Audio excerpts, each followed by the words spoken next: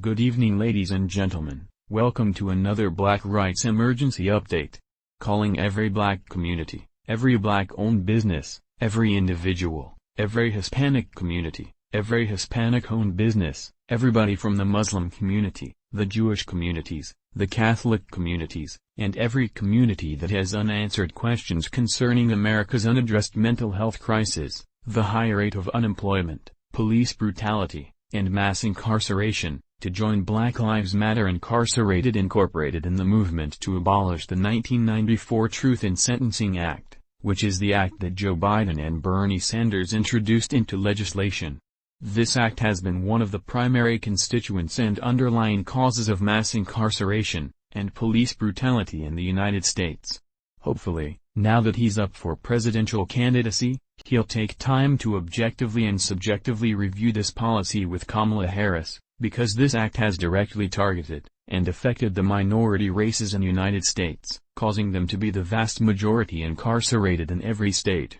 although he may not have intended to do so. This act is not only the foundation of the scheme of mass incarceration and police brutality, it is the cause of sentencing disparities and disproportionality that has affected the minorities of races throughout the United States, and utterly fails in conduciveness to reducing recidivism. The violence that has proliferated throughout the country emanates, partly, from the institution of this act, along with countless of other acts, as it is only the perpetuation and ploy of modern-day slavery. For the last 25 to 30 years is a generation of young adults who were raised in fatherless households, and in some cases, motherless household, due to the consequences of this particular act and all that it entailed and targeted, much like CO entails the psychological oppression that Black people, and other minorities have suffered on the basis of this act have also contributed to an increased risk of violence and homicide in minority communities.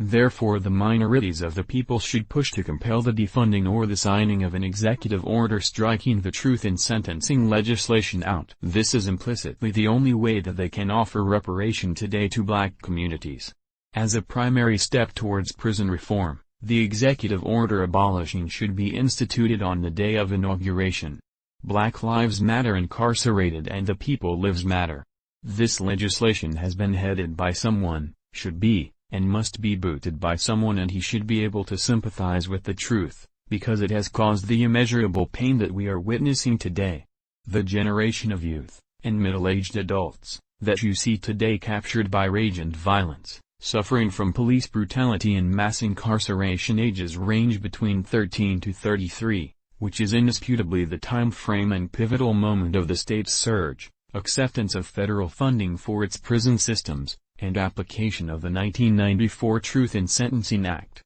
If we as a people form together and demand the abolishing of this specific act, true sentencing reform, prison reform can occur, mass incarceration, and police brutality can be prevented in the United States of America, the land that's supposed to be the land of the free, and so many different people will not have to suffer from the sentencing disparities and disproportionality that we suffer from as a race of people. How is it fair legislatively that a Black person or a Spanish person commit robbery and is sentenced to life in Texas, Georgia, Alabama, Florida and predetermined to be beyond reform and rehabilitation, while another person runs white-collar crime, intercepts major corporations for millions of dollars and sentenced to a few years, and he is reformed, free to go with the rest of the money?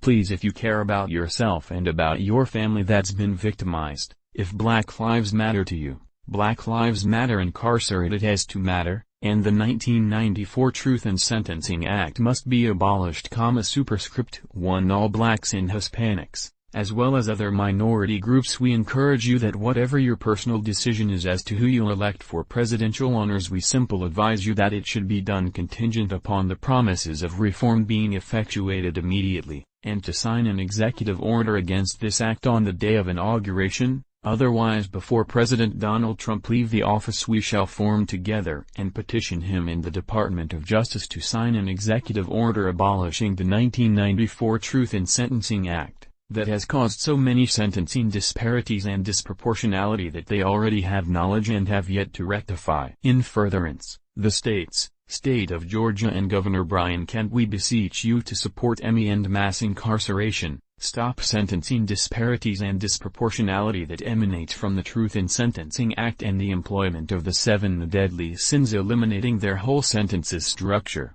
as well as the governors of Texas, Alabama, and Florida. The task is not out of reach.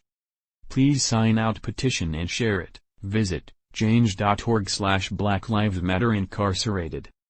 Thanks for your support.